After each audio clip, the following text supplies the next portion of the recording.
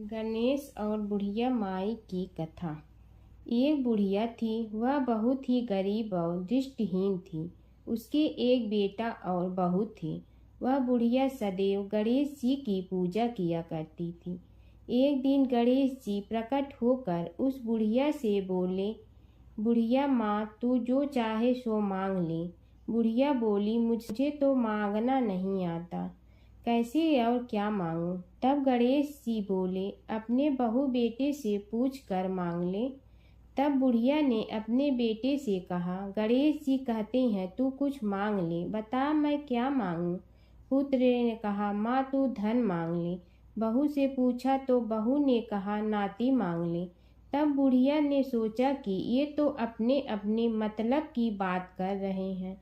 अतः उस बुढ़िया ने पड़ोसन से पूछा तो उन्होंने कहा, बुढ़िया तू तो थोड़े दिन जियोगी, क्यों तू धन मांगो और क्यों नाती मांगे। तू तो अपनी आँखों की रोशनी मांग ले, जिससे तेरी जिंदगी आराम से कट जाए। इस पर बुढ़िया बोली, यदि आप प्रसन्न है तो मुझे 9 करोड़ की माया दे, निरोगी काया दे, अमर सुहाग दे, आँखों की रोशनी दे, नाती दे, पोता दे और सब परिवार को सुख दे और अंत में मोक्ष दे। यह सुनकर तब गणेश जी बोले, बुढ़िया माँ, तुमने तो हमें ठग लिया। फिर भी जो तूने मांगा है वचन के अनुसार सब तुझे मिलेगा। और यह कहकर गणेश जी अंतर ध्यान हो गए। उधर बुढ़िया माँ ने जो कुछ मांगा वह सब कुछ मिल गया। हे गणेश जी महाराज, जैसे तुमने उस बुढ़िया माँ को सब कुछ दिया वैसे ही सबको देना। बुढ़िया माई को मुक्ति दी तुलसी माता की कथा। एक बुढ़िया माई तुलसी जी को सींचती और कहती कि हे तुलसी माता, सत की दाता, मैं तेरा बिडला सींचती हूँ, मुझे बहू दे, पीताम्बर की धोती दे, मीठा मीठा घास दे, बैकुंठा में वास दे, चटक की चाल दे, पटक की मोत दे, चंदन का काठ दे, रानी सा राज दे, दाल भात का भोजन दे, 11 की मौत दे, कृष्ण जी का कंधा दे। तब तुलसी माता यह सुनकर सूखने लगी। तो भगवान ने पूछा कि हे तुलसी, तुम क्यों सूख रही हो। तुलसी माता ने कहा कि एक बुढ़िया रोज आती है और यही बात कह जाती है, मैं सब बात तो पूरा कर दूंगी, लेकिन कृष्ण का कंधा कहाँ से लाऊंगी। तो भगवान बोले, जब वो मरेगी तो मैं अपने आप कंधा दे आऊँगा, तू बुढ़िया माई से कह देना। जब बुढ़िया माई मर गई, सब लोग आ गए। जब माई को ले जाने लगे तो वह किसी से न उठी। तब भगवान एक 12 बरस के बालक का रूप धारण करके आए। बालक ने कहा, मैं कान में एक बात कहूँगा तो बुढ़िया माई उठ जाएगी। बालक ने कान में कहा, बुढ़िया माई मन की निकाल ले, पीताम्बर की धोती ले, मीठा मीठा घास ले, बैकुंठा का वास ले, चटक की चाल ले, पटक की मोत ले, कृष्ण जी का कंधा ले। यह सुनकर बुढ़िया माई हल्की हो गई। भगवान ने कंधा दिया और बुढ़िया माई को मुक्ति मिल गई। हे तुलसी माता, जैसे बुढ़िया माई को मुक्ति दी वैसे सबको देना। जमुना की कहानी। प्राचीन समय में एक गांव था जिसमें 2 बहनें रहा करती थी। एक बहन का नाम गंगा था तो दूसरी बहन का नाम जमुना था। एक बार दोनों बहनें एक साहूकार के खेत से गुजर रही थी तो जमुना ने 13 दाने जौ के तोड़ लिए, जिसे देख गंगा बोली कि तुझे तो ग्रहण लग गया, तूने चोरी की है। इस पर जमुना बोली कि अब मेरा ग्रहण कैसे धुलेगा। गंगा ने कहा कि तुझे 12 साल तक साहूकार के यहाँ नौकरी करनी पड़ेगी, तभी तेरा पाप धुलेगा और ग्रहण से मुक्ति मिलेगी। जमुना साहूकार के यहाँ नौकरी के लिए जाती है और अपने लिए काम मांगती है। साहूकार उसे काम पर रख लेता है, लेकिन काम करने से पहले जमुना उसे कहती है कि मैं सारे काम करूंगी लेकिन 4 काम नहीं करूंगी। जूठे बर्तन नहीं मांजूंगी, झाड़ू नहीं लगाऊंगी, बिस्तर नहीं बिछाऊंगी और दिया नहीं जलाऊंगी। 12 साल के बाद कुंभ का मेला लगा तो साहूकारनी भी कुंभ नहाने जाने लगी।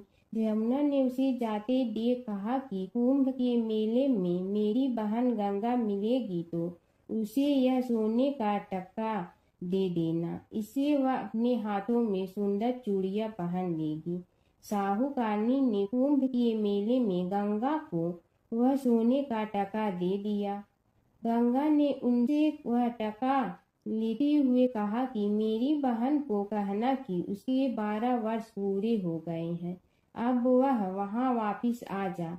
साहूकार व साहूकारनी वापिस घर आए तब जमुना मटके में पानी भर रही थी। दोनों जमुना से बोले कि हमने सोने का वह टका तेरी बहन गंगा को दे दिया था और उसने कहा है कि तेरे 12 वर्ष पूरे हो गए हैं, इसलिए अब तुम वापिस जाओ। यह समाचार सुनते ही जमुना सहस्त्र धारा में बदल गई और बहने लगी। यमुना जी का यह रूप देखकर साहूकार और साहूकारनी परेशान हो गई थी। हमारे घर में जमुना माता ने काम किया, हमें तो अब ग्रहण लग गया है, हम यह ग्रहण कैसे उतारेंगे। जमुना भागकर गंगा माता के पास चली गई। गंगा ने जमुना से पूछा कि तुम साहूकारनी से कुछ कहकर आई हो या ऐसे ही बिना बताए आ गई। तब जमुना बोली कि मैं तो कुछ भी बताकर नहीं आई हूँ। गंगा ने कहा कि जा उन्हें धीरज दे आ, नहीं तो उन्हें जीवन भर असंतोष ही रहेगा। गंगा के कहने पर जमुना माता ने साहूकारनी को सपने में दर्शन दिए और कहा कि तुम दोनों उल्टे माथे क्यों पड़े हो, जाओ उठकर खाओ पियो। तब दोनों बोले कि हम कैसे उठे, हमें तो ग्रहण लगा है, क्योंकि हमने उल्टे सीधे और पता नहीं कितने नीच कार्य आपसे कराए हैं। तब यमुना जी बोली कि तुम्हें ग्रहण नहीं लगा है, ग्रहण तो मुझे लगा था कि मैंने तुम्हारे खेत से 13 दाने जौ के चुराए थे। मैं तो अपना ग्रहण उतारने तुम्हारे घर आई थी। मेरा ग्रहण तुम्हारे घर में 12 वर्ष तक रहने से उतर गया है और मेरी मुक्ति हो गई है। यमुना जी ने कहा कि तुम्हें कोई ग्रहण नहीं लगा है, उल्टे मेरे 12 वर्ष तक यहाँ रहने से तुम्हारी भी मुक्ति हो गई है। यह कहकर यमुना जी स्वप्न से चली गई। दोनों उठकर देखते हैं कि उनके घर में पहले से भी अधिक धन हो गया है। हे यमुना माता, जैसे आपने साहूकार व साहूकारनी की मुक्ति कराई, वैसे ही आप अपने सभी भक्तों की करना। नगर बसेरे की कहानी। किसी गांव में एक भाट व एक जाट रहता था। दोनों में घनिष्ठ मित्रता थी। एक बार जाट अपनी बहन के घर जाने को तैयार हुआ तो भाट अपनी ससुराल जाने को तैयार हुआ। दोनों साथ चल पड़े तो रास्ते में रुककर एक कुएं की मुंडेर पर बैठ गए। जाट ने भाट से कहा कि नगर बसेरा कर लेते हैं। इस पर भाट बोला कि तू ही नगर बसेरा कर ले, मैं तो अपनी ससुराल जा रहा हूँ, वहाँ खूब खातिर होगी मेरी, तू कर ले नगर बसेरा। जाट वहीं कुएं के पास बैठ पानी की घंटी और चावल का दाना लेकर नगर बसेरा करने लगा। नगर बसेरा करने के साथ जाट कहने लगा कि नगर बसेरा जो करे सो मल धोवे पाँव, ताता माड़ा तापसी देगी मेरी माँ, माँ देगी मावशी तेगी द्वारका का वास, मीठा मीठा घास वृंदावन का वास, 5 कुल्थी छठी रास, मेरी जीवड़ो श्री कृष्ण के पास, डालू पानी हो जाए घी, झट से निकल जाए मेरा जी। यह सब कर कर के वह जाट बहन के पास चल पड़ा। जाट की बहन ने भाई के आने पर उसकी खातिर की खीबूरा के साथ भाई को जिमाया। दोनों ने बैठकर ढेर सारी बातें की। इधर भाट अपने ससुराल पहुंचा तो वहां आग लगी हुई थी। आग बुझाने वह भी लग गया, जिसमें हाथ मुंह भी काले हो गए और खुद भी थोड़ा सुलझ गया। ना रोटी ना पानी के लिए ही किसी ने पूछा। एक पड़ोसन आई तो उसने भाट की सास को कहा कि जमाई आया है। जरा उस आओ भगत कर लो। बुढ़िया बोली कि सब कुछ तो जल गया है, अब कहाँ से आओ भगत करूं। तब पड़ोसन ने ही भाट को एक रोटी के साथ छाछ दी। उसने वही खाकर गुजारा किया। शाम को दोनों फिर घर की ओर चल पड़े और रास्ते में मिल गए और एक दूसरे का हाल पूछा। भाट बोला कि मेरी ससुराल में तो आग लगी हुई थी, आग बुझाते मैं खुद काला हो गया हूँ, ना रोटी मिली ना पानी। जाट बोला कि मेरी तो बहुत खातिर हुई। फिर बोला कि मैंने कहा था ना कि नगर बसेरा कर ले, अब कर ले। लेकिन भाट ने फिर मना कर दिया। कहने लगा कि चाहे रोटी दे या न दे, तेरी तो माँ है, दही चूरमा का पेड़ा धरा पाएगा। भाट ने फिर नगर बसेरा नहीं किया, जाट ने कर लिया। नगर बसेरा जो करे सो मल धोए पाँव, ताता मारा तापसी देगी मेरी माँ।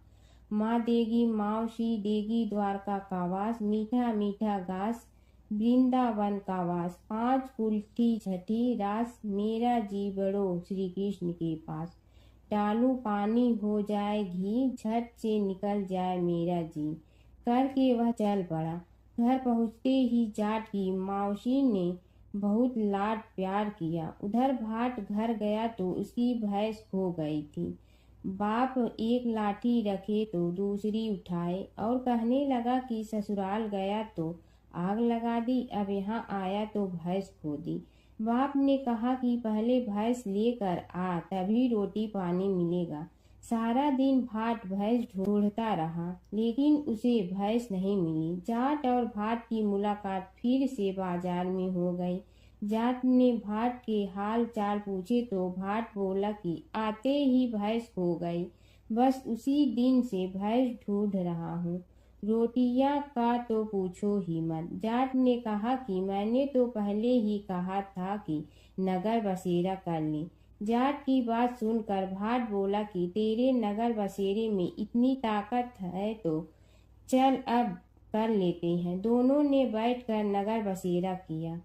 नगर बसेरा जो करे सो मल धोवे पाँव, ताता मारा तापसी देगी मेरी माँ।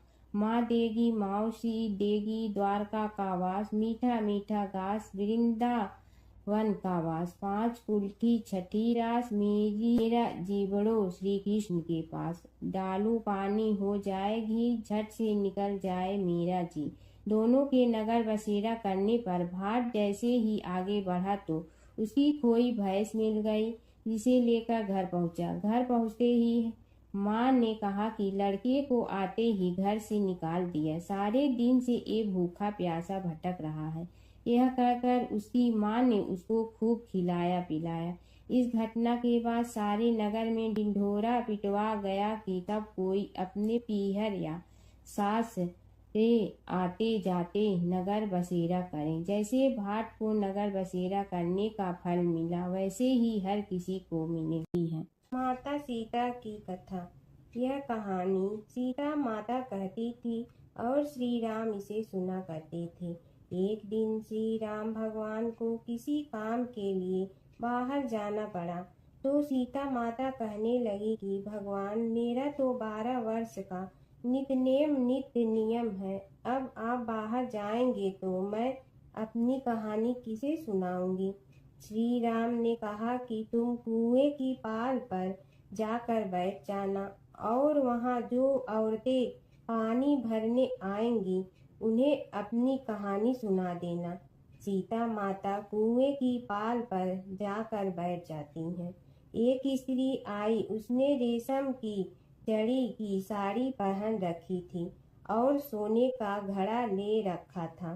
सीता माता उसे देख कहती हैं कि बहन, मेरा 12 वर्ष का नित्य नेम सुन लो। पर वह स्त्री बोली कि मैं तुम्हारा नित्य नेम सुनूंगी तो मुझे घर जाने में देरी हो जाएगी और मेरी सास मुझसे लड़ेंगी। उसने कहानी नहीं सुनी और चली गई। उसकी रेशम जड़ी की साड़ी फट गई, सोने का घड़ा मिट्टी के घड़े में बदल गया।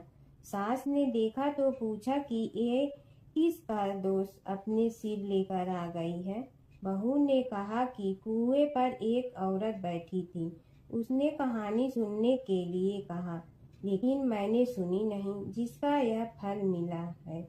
बहू की बात सुनकर अगले दिन वही साड़ी और घड़ा लेकर सास कुएं की पाल पर गई। सास को वहीं माता सीता बैठी मिली, तो माता सीता ने कहा कि बहन, मेरी कहानी सुन लीजिए। सास बोली कि एक बार छोड़, मैं तो 4 बार कहानी सुन लूंगी। राम आए लक्ष्मण आए, देश के पुजारी आए, नित नेम का नेम लाए, आओ राम बैठो राम। तपी रसोई जियो राम, माखन मिश्री खाओ राम।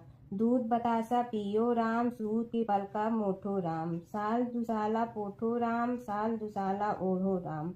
जब बोलो जब राम ही राम, राम संवारे सबके काम। खाली घर भंडार भरेंगे, सबका बेड़ा पार करेंगे। श्री राम जय राम जय जय राम।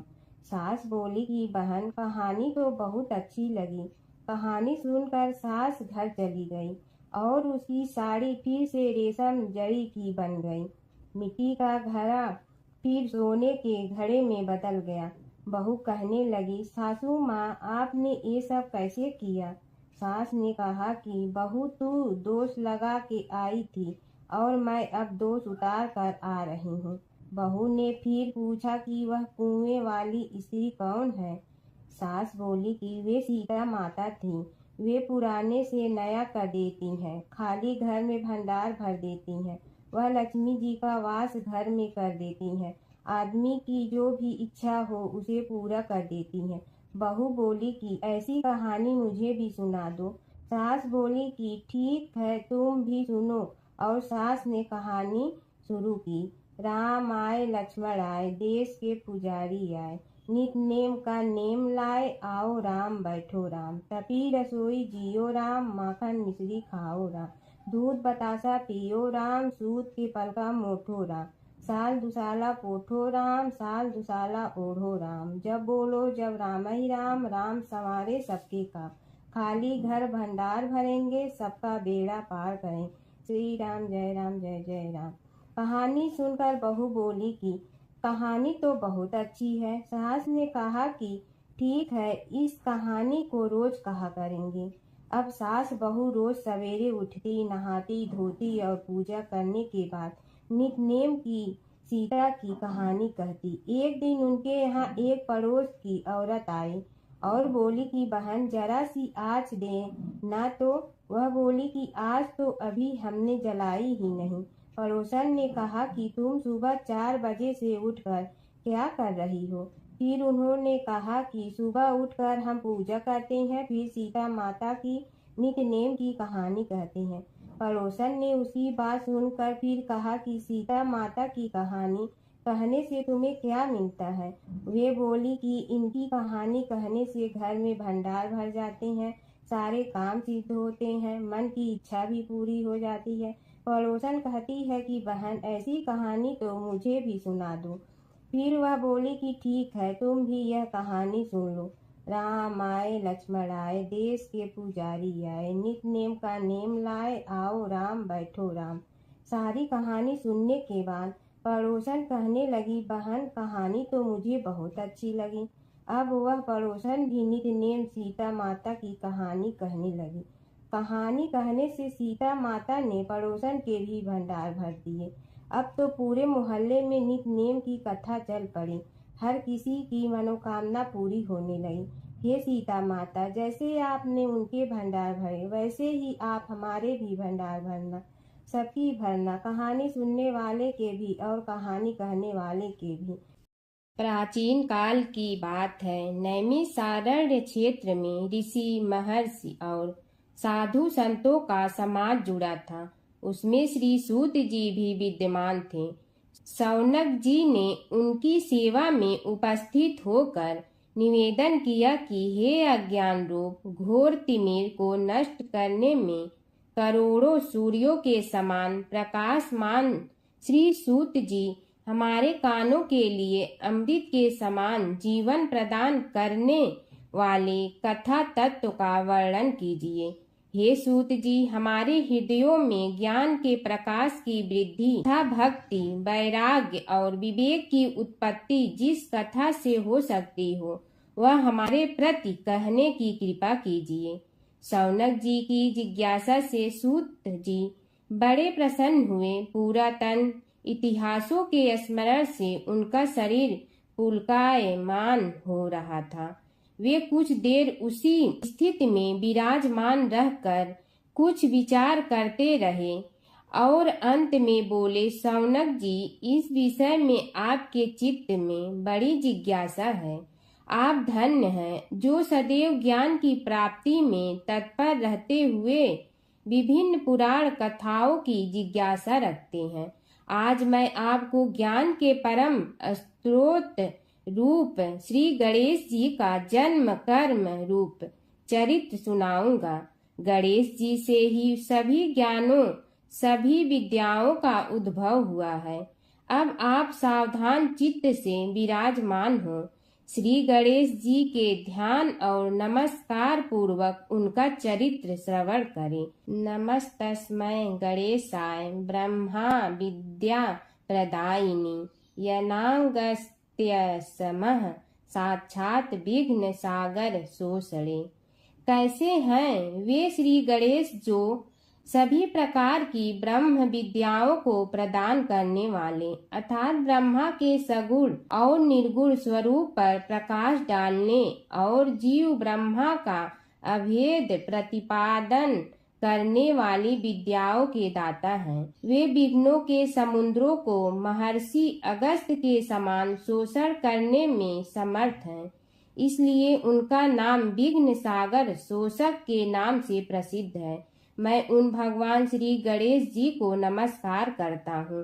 प्रथम पूजा के अधिकारी श्री गणेश जी, यह कहकर सूत जी कुछ समय के लिए मौन हो गए और फिर बोले, शौनक जी, भगवान गणेश जी ही सर्वप्रथम पूजा प्राप्ति के अधिकारी हैं। किसी भी देवता की पूजा करो, पहले उनकी पूजा करो। शौनक जी ने निवेदन किया, हे भगवान, हे सूत, सर्वप्रथम यह बताने की कृपा कीजिए कि गणेश जी को प्रथम पूजा का अधिकार किस प्रकार प्राप्त हुआ। इस विषय में मेरी बुद्धि मोह को प्राप्त हो रही है कि सृष्टि रचयिता ब्रह्मा जी, पालन करता भगवान नारायण और संहार करता शिव जी में से किसी को प्रथम पूजा का अधिकारी क्यों नहीं माना गया। यह त्रिदेव ही तो सबसे बड़ा देवता माने जाते हैं। सूत जी ने कहा, शौनक जी, यह भी एक रहस्य ही है। देखो, अधिकार मांगने से नहीं मिलता, इसके लिए योग्यता होनी चाहिए। संसार में अनेकों देवी देवताएं पूजे जाते हैं। पहले जो जिसका इष्ट देव होता है वह उसी की पूजा किया करता है। इससे बड़े देवताओं के महत्व में कमी आने की आशंका उत्पन्न हो गई। इस कारण देवताओं में परस्पर विवाद होने लगा। वे उसका निर्णय प्राप्त करने के लिए शिव जी के पास पहुँचे और प्रणाम करके पूछने लगे, प्रभु, हम सब में प्रथम पूजा का अधिकारी कौन है। शिव जी सोचने लगे कि किसे प्रथम पूजा का अधिकारी माने। तभी उन्हें एक युक्ति सूझी। बोले, देवगण, इसका निपटारा बातों से नहीं तथ्यों से होगा। इसके लिए एक प्रतियोगिता रखनी होगी, शिव की परिक्रमा करने की प्रतियोगिता। देवगण उनका मुख देखने लगे, शंकित हृदय से सोचने लगे कि कैसी प्रतियोगिता रहेगी। यह शिव जी ने उनके मन के भाव ताड़ लिए, इसलिए सांत्वना भरे शब्दों में बोले, घबराओ मत, कोई कठिन परीक्षा नहीं ली जाएगी। बस इतना ही कि सभी अपने अपने वाहनों पर चढ़कर संसार की परिक्रमा करो और फिर यहाँ लौट आओ। जो पहले लौटेगा वही सर्वप्रथम पूजा का अधिकारी होगा। अब क्या देर थी, सभी अपने अपने वाहन पर चढ़कर दौड़ पड़े। किसी का वाहन गजराज था तो किसी का सिंह, किसी का भैंसा तो किसी का मृग, किसी का हंस तो किसी का उल्लू, किसी का अश्व तो किसी का श्वान। अभिप्राय यह है कि वाहनों को विविधता के दर्शन उस समय जितने भले प्रकार से हो सकते थे उतने अन्य समय में नहीं। सबसे गया बीता वाहन गणेश जी का था मूषक, उससे चूहा भी कहते हैं। ऐसे वाहन के बल भरोसे इस प्रतियोगिता में सफल होना तो क्या, सम्मिलित होना भी हास्यास्पद है। गणेश जी ने सोचा, छोड़ो, क्या होगा प्रतियोगिता में भाग लेने से, हम तो यहाँ बैठे रह कर ही तमाशा देखेंगे। वे बहुत देर तक विचार करते रहे। अंत में उन्हें एक युक्ति सूझी। शिव जी स्वयं ही जगदाता हैं, यह संसार उन्हीं का प्रतिबिंब है, तब क्यों न इन्हीं की परिक्रमा कर ली जाए। इनकी परिक्रमा करने से ही संसार की परिक्रमा हो जाएगी। ऐसा निश्चय कर उन्होंने मूषक पर चढ़कर शिव जी की परिक्रमा की और उनके समक्ष जा पहुँचे। शिव जी ने कहा, तुमने परिक्रमा पूर्ण कर ली? उन्होंने उत्तर दिया, जी हाँ। शिव जी सोचने लगे कि इसे तो यहीं घूमते हुए देखा, फिर परिक्रमा कैसे कराया। देवताओं का परिक्रमा करके लौटना आरंभ हुआ और उन्होंने गणेश जी को वहां बैठे देखा तो माथा ठनक गया। फिर भी साहस करके बोले, अरे तुम विश्व की परिक्रमा के लिए नहीं गए? गणेश जी ने कहा, अरे मैं कब का यहाँ आ गया। देवता बोले, तुम्हें तो कहीं भी नहीं देखा। गणेश जी ने उत्तर दिया, देखते कहाँ से, समस्त संसार शिव जी में विद्यमान है। इनकी परिक्रमा करने से ही संसार की परिक्रमा पूर्ण हो गई। सूत जी बोले, शौनक, इस प्रकार गणेश जी ने अपनी बुद्धि के बल पर ही विजय प्राप्त कर ली। उनका कथन सत्य था, इसलिए कोई विरोध करता भी तो कैसे। बस उसी दिन से गणेश जी की प्रथम पूजा होने लगी। सूत जी बोले, हे शौनक जी, यह एक तथ्य है कि गणेश जी ही उसके पात्र हैं। वे बड़े देवता का भी कार्य सिद्धि में विघ्न उपस्थित होने पर उन विघ्न राज का आश्रय न लिया हो। हे शौनक, वे देव भी बड़े दयालु हैं। नाम तो शिव जी का ही आशुतोष है, किंतु वे सर्वात्मा और सर्वरक्षक प्रभु तो शिव जी की अपेक्षा भी शीघ्र ही प्रकट हो जाते हैं। उनका भक्त कभी किसी संकट में नहीं पड़ता। यदि प्रारब्ध वशात कभी किसी विपत्ति में पड़ भी जाता है तो गणेश्वर की उपासना करने पर उनके अनुग्रह से उनके समस्त दुख दूर होकर परम सुख की प्राप्ति होती है।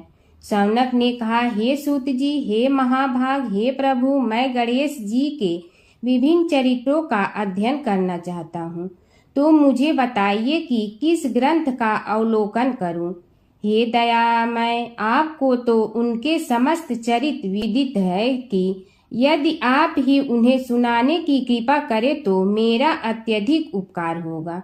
सूत जी बोले, हे शौनक भगवान, गणेश्वर के इतने चरित्र हैं कि उन सब का कथन इस जीवा से संभव नहीं, क्योंकि प्रभु अनंत, प्रभु चरित्र अनंता वाली बात समस्त विद्वान ऋषि मुनि कहते हैं। फिर भी गणेश जी प्रथम पूजा के अधिकारी होने के कारण समस्त देव चरित्रों में जुड़े हुए हैं, इसलिए उनका प्रभाव भी सर्वाधिक व्यापक है। हे मुने, हे शौनक, वे भगवान सर्व समर्थ हैं। वे सभी का तिरस्कार करने में समर्थ हैं, किंतु उनका तिरस्कार कोई भी नहीं कर सकता। यह त्रिलोक्य उन्हीं भगवान के संकेत पर नित्य करता है। इसकी समस्त क्रियाएं उन्हीं की इच्छा पर आश्रित हैं। हे शौनक भगवान गणेश्वर स्वयं कहते हैं, शिवे विष्णु च शक्तौ च सूर्ये मयि निराधिप यो भेद बुद्धि योग स सम्य योगो मतो मम। हे नरेश्वर, हे वरेण्य, शिव, विष्णु, शक्ति, सूर्य और मुझ गणेश में जो अभेद बुद्धि योग है, मेरे मत में वही सम्यक योग है। इससे यह भी सिद्ध है कि समस्त देवता उन्हीं के स्वरूप हैं। वे ही भगवान विभिन्न कार्य रूपों के अनुसार अपना भिन्न भिन्न नाम रखते हैं। हे मुनि श्रेष्ठ, उन सब देवताओं के चरित्र भी उन्हीं गणराज के चरित्र हैं।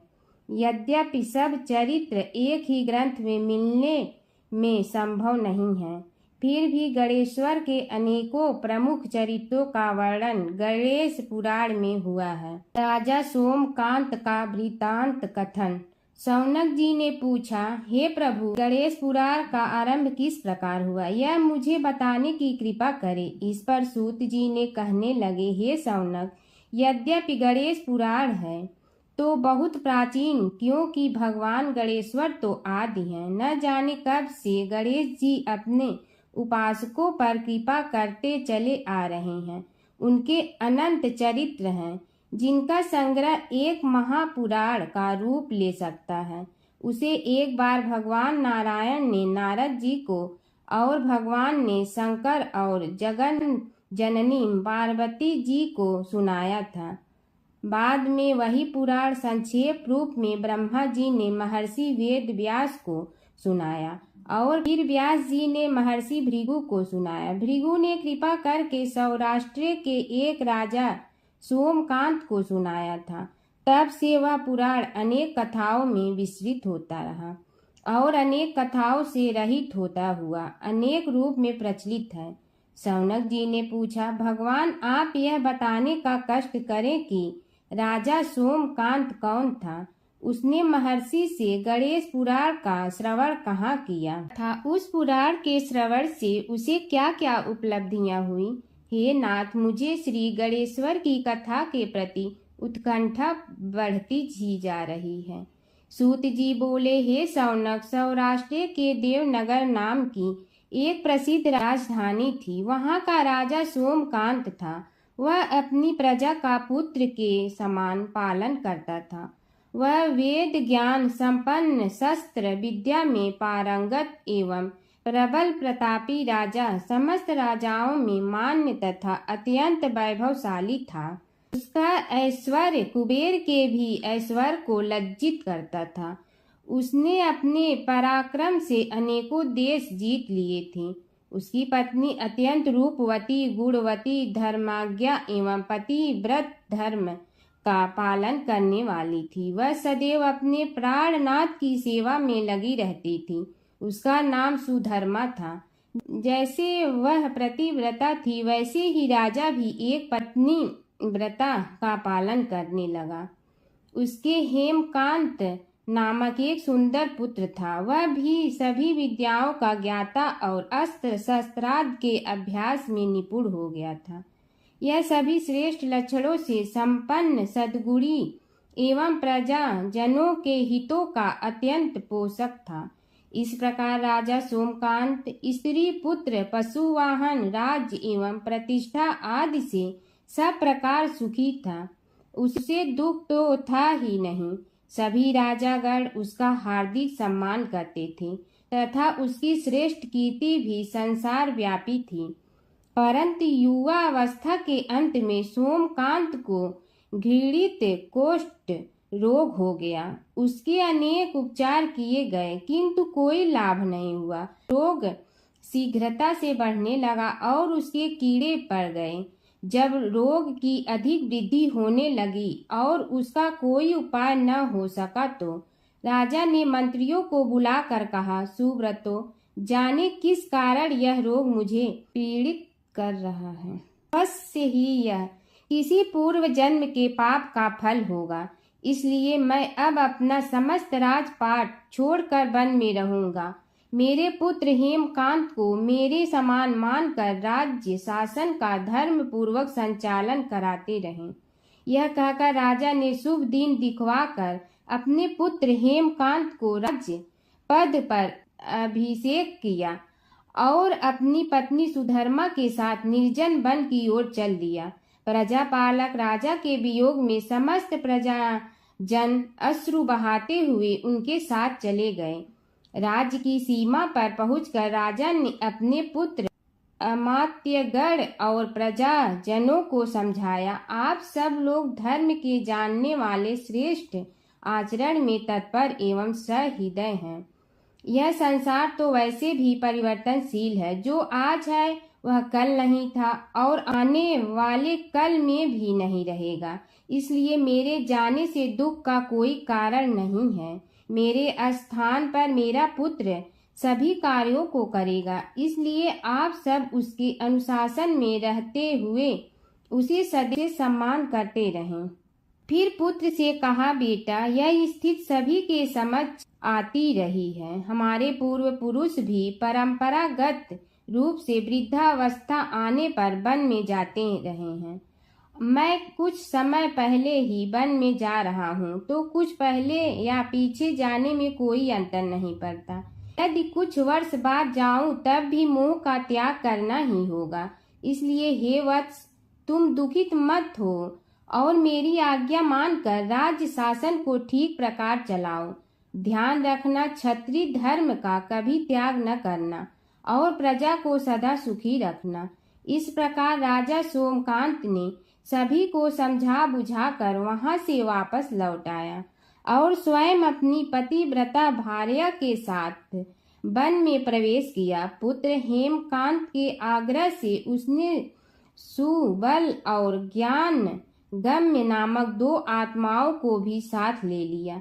उन सब ने एक समतल एवं सुंदर स्थान देखकर वहां विश्राम किया। तभी उन्हें एक मुनि कुमार दिखाई दिया। राजा ने उससे पूछा, तुम कौन हो, कहाँ रहते हो? यदि उचित समझो तो मुझे बताओ। मुनि बालक ने कोमल बाड़ी में कहा, मैं महर्षि भृगु का पुत्र हूँ। मेरा नाम च्यवन है। हमारा आश्रम निकट में ही है। अब आप भी अपना परिचय दीजिए। राजा ने कहा, मुनि कुमार, आपका परिचय पाकर मुझे बड़ी प्रसन्नता हुई। मैं सौराष्ट्र के देवनगर नामक राज्य का अधिपति रहा हूँ। अब अपने पुत्र को राज्य देकर मैंने अरण्य की शरण ली है। मुझे कुष्ठ रोग अत्यंत पीड़ित किए हुए हैं। उसकी निवृत्ति का कोई उपाय करने वाला हो तो कृपा कर मुझे बताइए। मुनि कुमार ने कहा, मैं अपने पिताजी से अपना वृतांत कहता हूँ, फिर वे जैसा कहेंगे आपको बताऊंगा। यह कहकर मुनि बालक चला गया और कुछ देर में ही आकर बोला, राजन, मैंने आपका वृतांत अपने पिताजी को बताया। उनकी आज्ञा हुई है कि आप सब मेरे साथ आश्रम में चलकर उनसे भेंट करें, तभी आपके रोग के विषय में भी विचार किया जाएगा। राजा सोमकांत के पूर्व जन्म का वृत्तांत भृगु द्वारा वर्णन। राजा अपनी पत्नी और अमात्यों के सहित च्यवन के साथ साथ भृगु आश्रम में जा पहुंचा और उन्हें प्रणाम कर बोला, हे भगवान, हे महर्षि, मैं आपकी शरण हूँ। आप मुझ कुष्ठी पर कृपा कीजिए। महर्षि बोले, राजन, यह तुम्हारे किसी पूर्व जन्म कृत पाप का ही उदय हो गया है। इसका उपाय मैं विचार करके बताऊंगा। आज तो तुम सब स्नान आज से निवृत्त होकर रात्रि विश्राम करो। महर्षि की आज्ञा अनुसार सबने स्नान भोजन आदि के उपरांत रात्रि व्यतीत की और प्रातः काल स्नान आदि नित्य कर्मों से निवृत्त होकर महर्षि की सेवा में उपस्थित हुए। महर्षि ने कहा, राजन, मैंने तुम्हारे पूर्व जन्म का वृत्तांत जान लिया हूँ और यह भी विदित कर लिया है कि किस पाप के फल से तुम्हें इस रोग की प्राप्ति हुई है। यदि तुम चाहो तो उसे सुना दूं। राजा ने हाथ जोड़कर निवेदन किया, बड़ी कृपा होगी मुनिनाथ, मैं उसे सुनने के लिए उत्कंठित हूँ। महर्षि ने कहा, तुम पूर्व जन्म में एक धनवान वैश्य के लाडले पुत्र थे। वह वैश्य विंध्याचल के निकट कौलहार नामक ग्राम में निवास करता था। उसकी पत्नी का नाम सुलोचना था। तुम उसी वैश्य दंपत के पुत्र हुए। तुम्हारा नाम कामद था। तुम्हारा लालन पालन बड़े लाड चाव से हुआ। उन्होंने तुम्हारा विवाह एक अत्यंत सुंदरी वैश्य कन्या से कर दिया था, जिसका नाम कुटुम्बिनी था। यद्यप तुम्हारी भार्या सुशीला थी और तुम्हें सदैव धर्म में निरत देखना चाहती थी, किंतु तुम्हारा स्वभाव वासनांध होने के कारण दिन प्रतिदिन उज्जवल होता जा रहा था। किंतु माता पिता भी धार्मिक थे, इसलिए उनके सामने तुम्हारी उछलता दबी रही। परंतु माता पिता की मृत्यु के बाद तुम निरंकुश हो गए और अपनी पत्नी की बात भी नहीं मानते थे। तुम्हें अनाचार में प्रवृत्त देखकर उसे दुख होता था, तो भी उसका कुछ बस न चलता था। तुम्हारी उन्मत्तता चरम सीमा पर थी। अपनों से भी द्वेष और क्रूरता का व्यवहार किया करते थे, हत्या आदि कराते थे। तुम्हारे लिए सामान्य बात हो गई। पीड़ित व्यक्तियों ने तुम्हारे विरुद्ध राजा से पुकार की, अभियोग चला और तुम्हें राज्य की सीमा से भी बाहर चले जाने का आदेश हुआ। तब तुम घर छोड़कर किसी निर्जन वन में रहने लगे। उस समय तुम्हारा कार्य लोगों को लूटना और हत्या करना ही रह गया। एक दिन माध्याह्न काल था। गुणवर्धक नामक एक विद्वान ब्राह्मण उधर से निकला। बेचारा अपनी पत्नी को लिवाने के लिए ससुराल जा रहा था। तुमने उस ब्राह्मण युवक को पकड़कर लूट लिया। प्रतिरोध करने पर उसे मारने लगे तो वह चित्कार करने लगा, मुझे मत मार, मत मार, देख मेरा दूसरा विवाह हुआ है, मैं पत्नी को लेने के लिए जा रहा हूँ। किंतु तुम तो क्रोधवश में ऐसे लीन हो रहे थे कि तुमने उसकी बात सुनकर भी नहीं सुनी। जब उसे मारने लगे तो उसने श्राप दे दिया, अरे हत्यारे, मेरी हत्या के पाप से तो सहस्त्र कल्प तक घोर नरक भोगोगे।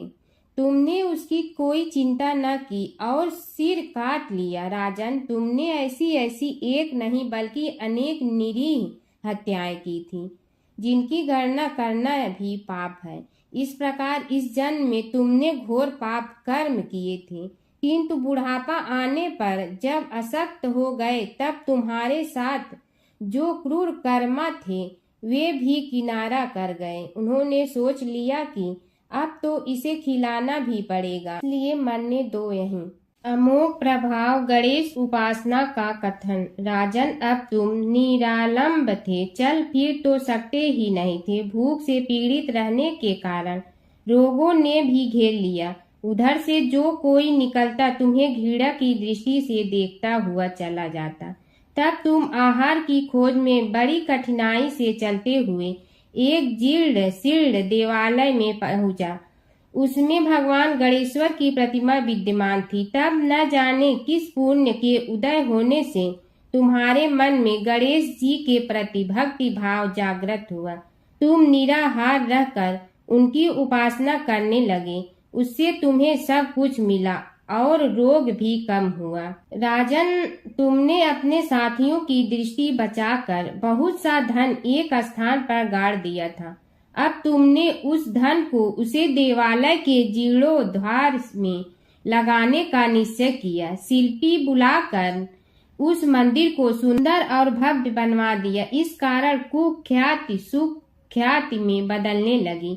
फिर यथा समय तुम्हारी मृत्यु हुई। यमदूतों ने पकड़कर तुम्हें यमराज के समक्ष उपस्थित किया। यमराज तुमसे बोले, जीव, तुमने पाप और पुण्य दोनों ही किए हैं और दोनों का ही भोग तुम्हें भोगना है, किंतु पहले पाप का फल भोगना चाहते हो पुण्य का। इसके उत्तर में तुमने प्रथम अपने पुण्य कर्मों के भोग की इच्छा प्रकट की और इसीलिए उन्होंने तुम्हें राजकुल में जन्म लेने के लिए भेज दिया। पूर्व जन्म में तुमने भगवान गणाध्यक्ष का सुंदर एवं भव्य मंदिर बनवाया था, इसलिए तुम्हें सुंदर देह की प्राप्ति हुई। यह कहकर महर्षि भृगु कुछ रुके। उन्होंने देखा कि राजा को इस वृतांत पर शंका हो रही है। तभी महर्षि के शरीर में असंख्य विकराल पक्षी उत्पन्न होकर राजा की ओर झपटे।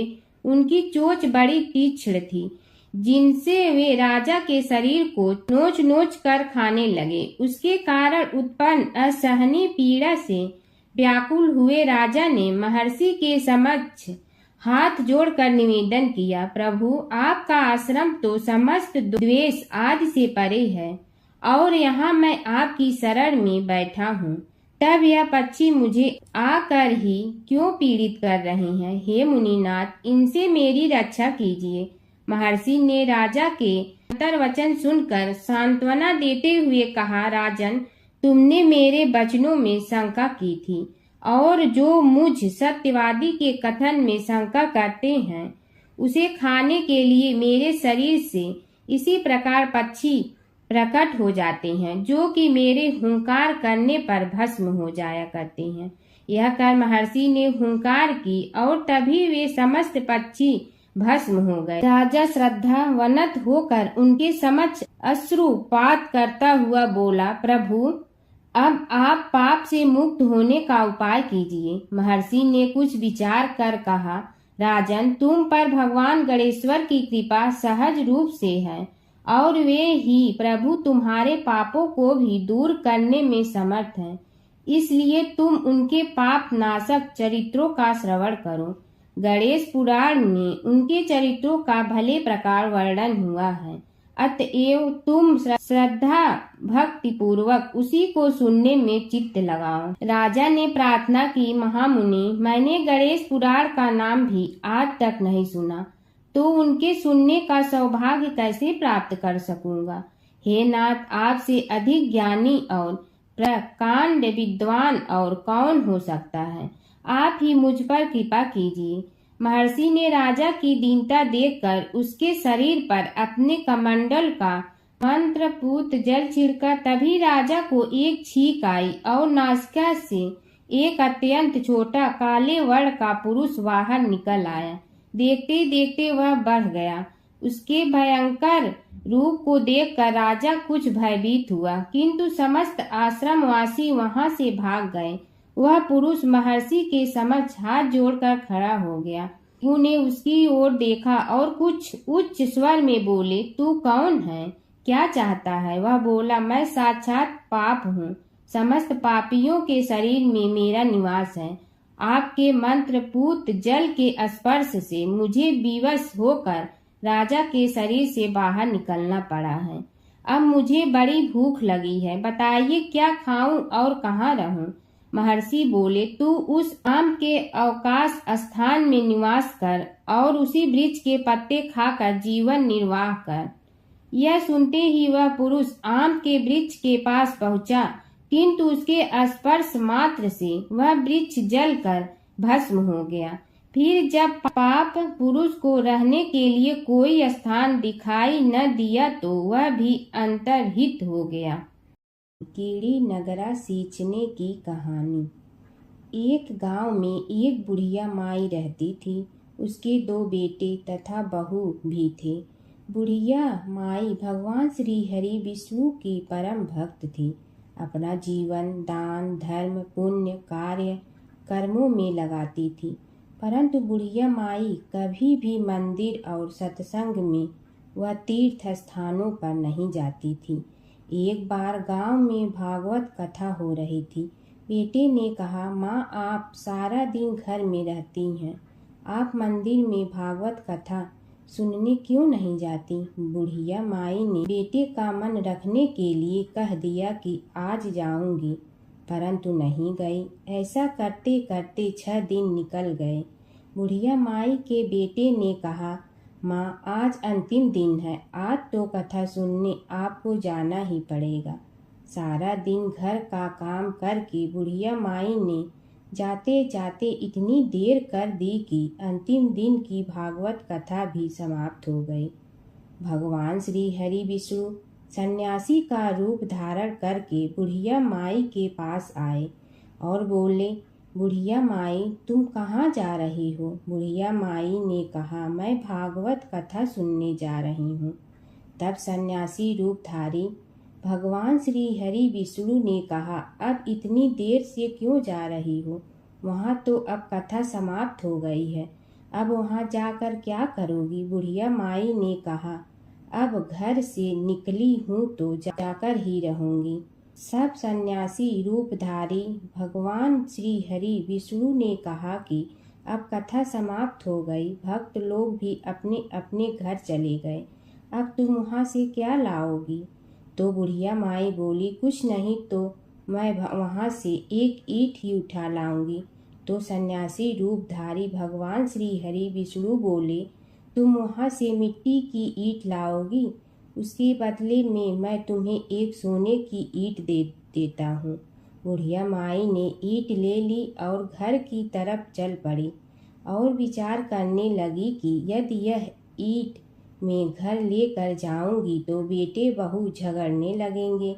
इसीलिए घर के आंगन में बाहर ही बुढ़िया माई ने वह ईंट जमीन में गाड़ दी। परंतु अब बुढ़िया माई का ध्यान उस ईंट पर ही रहने लगा। खाने पीने घर के काम करने में सदैव बुढ़िया माई अपना ध्यान सोने की ईंट पर ही लगाई रखती। बेटे बहू ने पूछा, माँ पूरे दिन घर के आंगन में क्या करती रहती हो?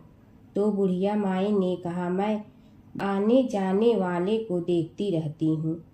एक दिन बुढ़िया माई मर गई। यमराज के दूत बुढ़िया माई को लेने आए। बुढ़िया माई को लेकर धर्मराज जी के पास पहुँचे और धर्मराज जी को सारी बात बतलाई। धर्मराज जी ने बुढ़िया माई को कुतिया की योनि दे दी और कुतिया उसी पेड़ के नीचे बैठी रहती। बुढ़िया माई की बहू ने कहा, इस कुतिया को यहाँ से भगाओ, नहीं तो यह बच्चों को काट जाएगी।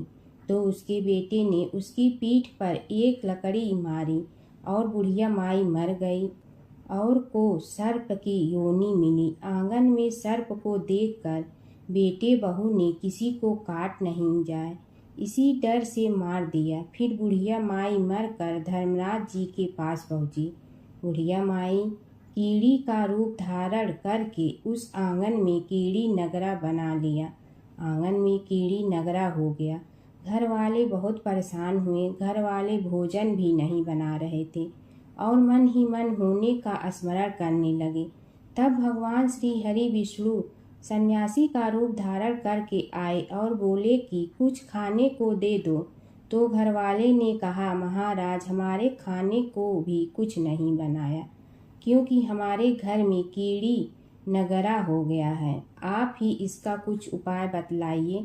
तब महाराज जी ने आंगन में खोदा और सोने की 28 निकाली और दोनों बेटों को दे दी और कहा, तुम्हारी माँ के नाम से दान पुण्य करना, धर्मशाला बनवाना, स्कूल बनवाना, प्याऊ लगवाना, गौशाला में गाय के चारे खाने की व्यवस्था करना। परंतु दोनों बेटे आपस में झगड़ने लगे कि तू दान कर, तू दान कर। किसी ने बुढ़िया माई के नाम से कोई दान नहीं किया और कीड़ी नगरा वहाँ उसी स्वरूप में स्थापित रहा। कुछ दिन बाद सन्यासी वापस आया और बुढ़िया माई के बेटों ने भगवान स्वरूपधारी सन्यासी महाराज से कहा कि हमारी घर की हालत वैसी की वैसी है, कीड़ी नगरा तो वैसे का वैसा ही है। तब साधु रूपधारी सन्यासी महाराज ने कहा, वह सोने के ईंट के टुकड़े लाओ और उन्हें बेचकर उनसे जो भी धन मिले उसे तुम्हारी माँ के नाम से दान पुण्य करो। इस कीड़ी नगरा पर शक्कर और आटा डालो। तुम ऐसा करोगे तो तुम्हारी माँ को मोक्ष प्राप्ति होगी। और उनके घर से कीड़ी नगरा चला गया।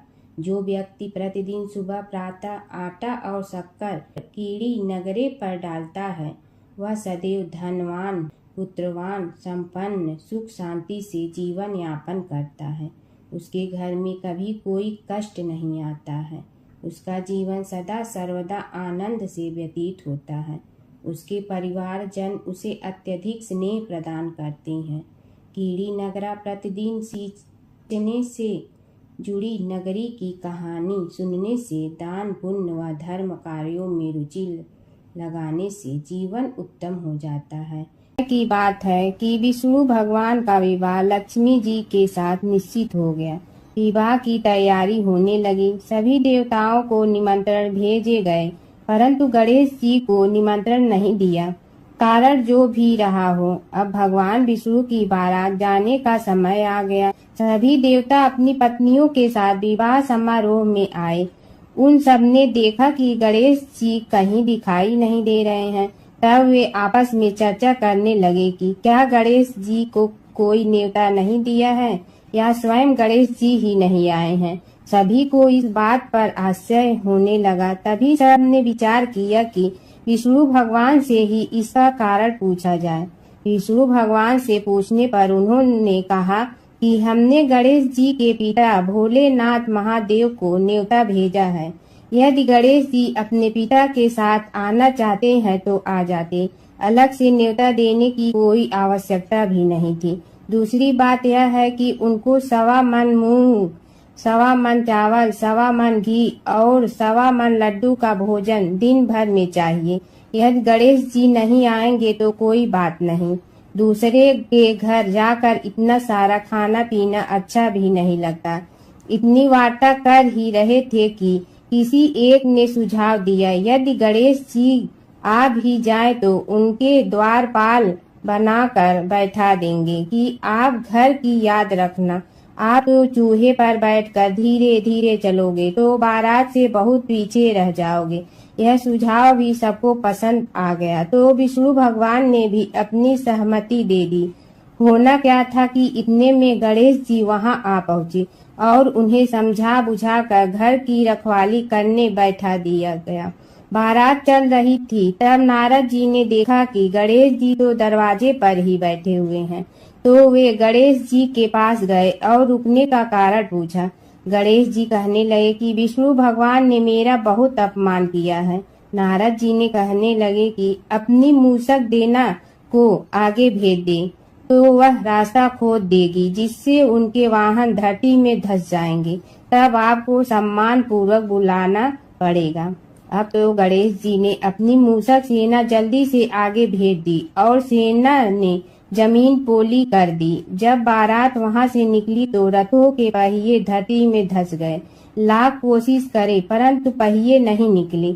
सभी ने अपने अपने उपाय किए परंतु पहिए तो नहीं निकले, बल्कि जगह जगह से टूट गए। किसी की समझ में नहीं आ रहा था कि अब क्या किया जाए। तब तो नारद जी ने कहा, आप लोगों ने गणेश जी का अपमान करके अच्छा नहीं किया।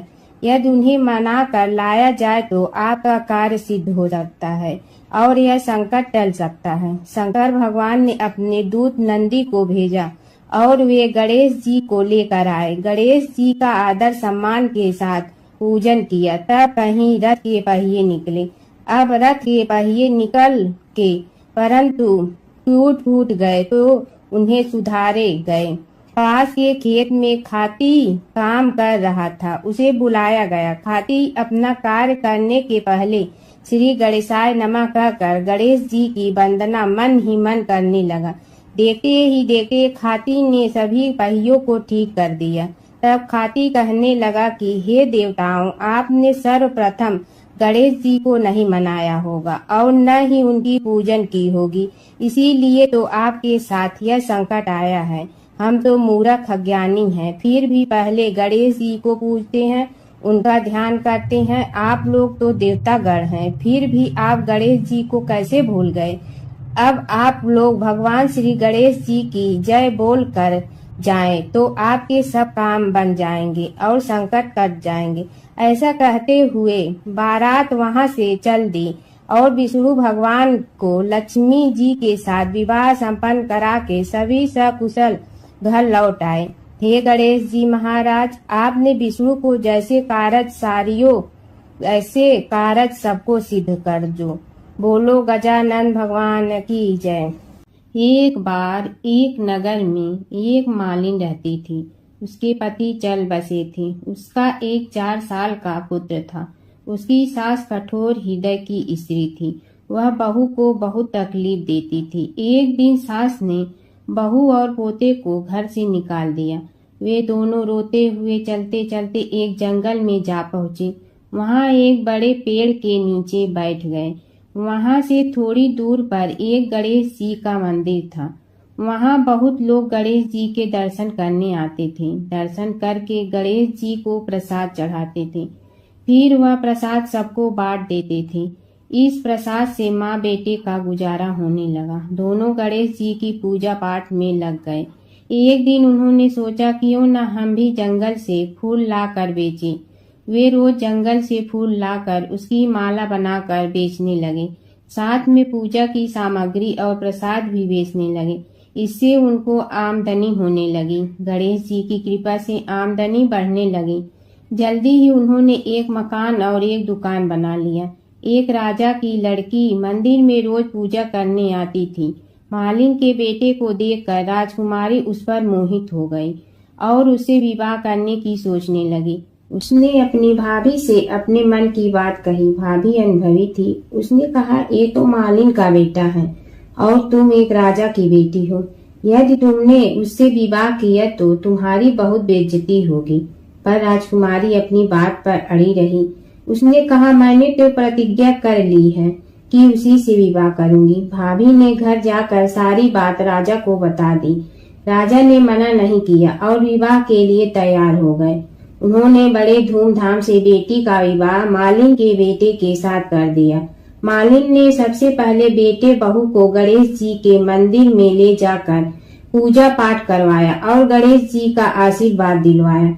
इसके बाद पूरे नगर में यह बात फैल गई कि गणेश जी की पूजा करने से सब दुख कष्ट दूर हो जाते हैं। इस बात पर सुनते ही नगर के सभी लोग मंदिर आने लगे। मालिन और उसके बेटे की बिक्री और बढ़ गई। उधर उसकी सास के बुरे दिन आ गए। अन्नदाता उससे रूठ गए और वह भूखों मरने लगी। एक दिन वह रोती धोती उसी गणेश जी के मंदिर में आ पहुंची। वहां वह मालिन के बेटे से बोली, मैं भूखी हूँ, मुझे रोटी कपड़ा दे दो, इसके बदले में तुम्हारा सारा काम कर दूंगी। लड़के को दया आ गई और उसे काम पर रख लिया। उसने अपनी दादी को नहीं पहचाना। जब मालिन घर आई तो उसने सास को पहचान लिया। वह सास से बोली, सासू जी आप यहाँ कैसे? सास ने पोते की तरफ इशारा करके कहा, मेरी इस सेठ के यहाँ नौकरी लग गई है। बहू बोली, यह आपका पोता है और यह घर भी आपका ही है, यह दुकान भी आपकी ही है। जब आपने हमें घर से निकाला तब गणेश जी ने हमारी रक्षा की। बहू की बात सुनकर सास बोली, मेरी करनी मैं भोगूंगी। बहू बोली, सासू जी अब आप हमारे यहाँ रहो और पोते का सुख देखो। हे गणेश जी महाराज, जैसा सुख आपने मालिन को दिया वैसा ही सुख सबको देना। गणेश जी की कथा। एक बार गणेश जी एक छोटे बालक के रूप में चिमटी में चावल और चमचे में दूध लेकर निकले। वो हर किसी से कह रहे थे कि कोई मेरी खीर बना दो, कोई मेरी खीर बना दो। एक बुढ़िया बैठी हुई थी। उसने कहा, ला मैं बना दूं। वह छोटा सा बर्तन चढ़ाने लगी। तब गणेश जी ने कहा कि दादी माँ, छोटी सी भगोनी मत चढ़ाओ, तुम्हारे घर में जो सबसे बड़ा बर्तन है वही चढ़ा दो। बुढ़िया ने वही चढ़ा दिया। वह देखती रह गई कि वह जो थोड़े से चावल उस बड़े बर्तन में डाली थी वह तो पूरा भर गया है। गणेश जी ने कहा, दादी माँ मैं नहा कर आता हूँ, खीर तैयार हो गई हो तो। बुढ़िया के पोते पोती खीर खाने के लिए रोने लगे। बुढ़िया ने कहा, गणेश जी तेरे भोग लगाना कहकर चूल्हे में थोड़ी सी खीर डाली और कटोरी भर भर कर बच्चों को दे दी। बुढ़िया की पड़ोसन ऊपर से देख रही थी तो बुढ़िया ने सोचा यह चुगली कर देगी, तो एक कटोरा भर कर उसे भी पकड़ा दिया। बेटे की बहू ने चुपके से एक कटोरा खीर खाई और कटोरा चक्की के नीचे छुपा दिया। अभी भी गणेश जी नहीं आए थे। बुढ़िया को भी भूख लग रही थी। वह भी एक कटोरा खीर खाकर किवाड़ के पीछे बैठकर एक बार फिर कहा कि गणेश जी आपके भोग लगे कहकर खाना शुरू कर दिया। तभी गणेश जी आ गए। बुढ़िया ने कहा, आ जा रे गणेशिया, खीर खा ले, मैं तो तेरी ही राह देख रही थी। गणेश जी ने कहा, दादी माँ मैंने तो खीर पहले ही खा ली। बुढ़िया ने कहा, कब खाई? गणेश जी ने कहा, जब तेरे पोते पोती ने खाई तब खाई थी, जब तेरी पड़ोसन ने खाई तब खाई थी, और जब तेरी बहू ने खाई तब भी खाई थी, और जब तूने खाई तो मेरा पेट पूरा ही भर गया। बुढ़िया ने कहा, बेटा और सारी बात तो सोच, पर बहू बेचारी का तो नाम मत लो। वह तो सुबह से काम में लग रही है, उसने फिर खीर कब खाई? गणेश जी ने कहा, चाकी के नीचे देख, झूठा कटोरा पड़ा है, और तूने तो मेरे भोग तो लगाया, वह तो वैसे ही खा गई। बुढ़िया ने कहा, बेटा घर की बात है, घर में ही रहने दो। अब बताओ बची हुई खीर का क्या करूं? गणेश जी ने कहा, नगरी जी जीमा दो। बुढ़िया ने पूरी नगरी जिलवा दी, फिर भी बर्तन पूरा ही भरा था। राजा को पता लगा तो बुढ़िया को बुलाया और कहा, क्यों रे बुढ़िया, ऐसा बर्तन तेरे घर पर सोवे अच्छा लगे या हमारे घर पर सोवे? बुढ़िया ने कहा, राजा जी आप ले लो। राजा जी ने खीर का बर्तन महल में मंगा लिया। लाते ही खीर में कीड़े मकोड़े बिच्छू हो गए और दुर्गंध आने लगी। यह देखकर राजा जी ने बुढ़िया से कहा, बुढ़िया बर्तन वापस ले जा। तो मुझे मेरे गणेश जी ने दिया। बुढ़िया ने बर्तन वापस लिया, लेते ही सुगंधित की हो गई। घर आकर बुढ़िया ने गणेश जी से कहा, बची हुई खीर का क्या करें? गणेश जी ने कहा, झोपड़ी के कोने में खड्डा खोद कर गाड़ दो, उसी जगह सुबह उठकर वापस खोदेगी तो धन के 2-4 पैसे मिलेंगे। ऐसा कहकर गणेश जी अंतर ध्यान हो गए। जाते समय झोपड़ी के लात मारते हुए गए तो झोपड़ी के स्थान पर महल हो गया। सुबह बहू ने फावड़ा लेकर पूरे घर को खोद दिया तो कुछ भी नहीं मिला। बहू ने कहा, सासू जी थारो गणेश जी तो झूठे हैं। सास ने कहा, बहू मारो गणेश झूठो तो नहीं है, ला मैं देखूं। वह फावड़ा लेकर खोजने लगी तो टन टन करते 2 धन के चरे घड़े निकले आए। बहू ने कहा, सासू जी गणेश जी तो साचो ही हैं। सास ने कहा, गणेश जी तो भावनाओं का भूखा है। यह गणेश जी जैसा आपने बुढ़िया को दिया वैसा सबको देना। हर व्रत कथा के साथ पढ़ी और सुनी जाने वाली लपसी तपसी की यह कहानी। एक लपसी था, एक तपसी था। तपसी हमेशा भगवान की तपस्या में लीन रहता था। लपसी रोजाना 1.25 सेर की लपसी बनाकर भगवान का भोग लगाकर जीम लेता था। एक दिन दोनों लड़ने लगे। तपसी बोला, मैं रोज़ भगवान की तपस्या करता हूँ, इसलिए मैं बड़ा हूँ। लपसी बोला, मैं रोज़ भगवान को 1.25 सेर लपसी का भोग लगाता हूँ, इसलिए मैं बड़ा हूँ। नारद जी वहाँ से गुजर रहे थे। दोनों को लड़ता देखकर उनसे पूछा कि तुम क्यों लड़ रहे हो? तपसी ने खुद के बड़ा होने का कारण बताया और लपसी ने अपना कारण बताया। नारद जी बोले, तुम्हारा फैसला मैं करूँगा। दूसरे दिन लपसी और तपसी नहाकर अपनी रोज की भक्ति करने आए तो नारद जी ने छुपकर 1.25 करोड़ की एक अंगूठी उन दोनों के आगे रख दी। तपसी की नज़र उस अंगूठी पर पड़ी जो उसने चुपचाप अंगूठी उठाकर अपने नीचे दबा ली। तब लपसी की नज़र अंगूठी पर पड़ी, लेकिन उसने ध्यान नहीं दिया। भगवान को भोग लगाकर लपसी खाना खाने लगा। नारद जी सामने आए तो दोनों ने पूछा कि कौन बड़ा? तो नारद जी ने तपसी से खड़ा होने को कहा। वो खड़ा हुआ तो उसने नीचे दबी अंगूठी दिखाई पड़ी। नारद जी ने लपसी से कहा, तपस्या करने के बाद भी तुम्हारी चोरी करने की आदत नहीं गई, इसलिए लपसी बड़ा है और तुम्हें तुम्हारी तपस्या का कोई फल भी नहीं मिलेगा। तपसी शर्मिंदा होकर माफ़ी मांगने लगा। उसने नारद जी से पूछा, मुझे मेरी तपस्या का फल कैसे मिलेगा? नारद जी ने कहा, यदि कोई गाय और कुत्ते की रोटी नहीं बनाएगा तो फल तुम्हें मिलेगा।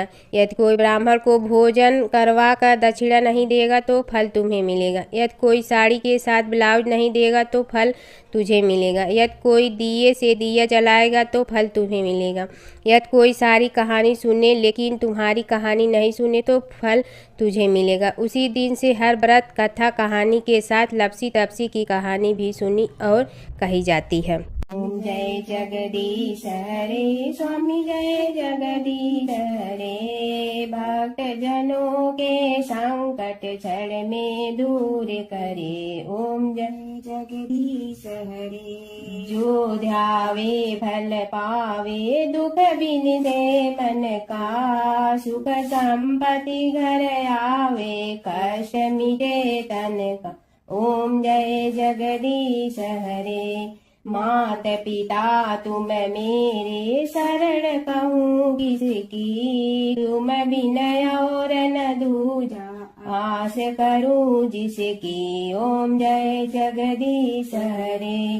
तुम पूरण परमात्मा, तुम अंतर्यामी, पार ब्रह्म परमेश्वर, तुम सबके स्वामी। ओम जय जगदीश हरे। तुम बिंदा के सागर, तुम पालन करता, मैं मूरख कल काम, कृपा करो भरता। ओम जय जगदीश हरे। तुम हो ये कय गोचर, सबके प्राणपति, किस विधि मिलूं दया में, तुमको मैं कुमति। ओम जय जगदीश हरे। दीन बंधु दुख हरता, तुम रक्षक मेरे, अपने हाथ उठाओ, द्वार पड़ा तेरे। ओम जय जगदीश हरे। विषय विकार मिटा, पाप हरो देवा, श्रद्धा भक्ति बढ़ाओ, संतन की सेवा। ओम जय जगदीश हरे। तन मन धन सब तेरा, स्वामी सब कुछ है तेरा, तेरा तुझको अर्पण क्या लागे मेरा। ओम जय जगदीश हरे। जय जगदीश हरे। स्वामी जय जगदीश हरे। भक्त जनों के संकट क्षण में दूर करे। ओम जय जगदीश हरे। स्वामी जय जगदीश हरे।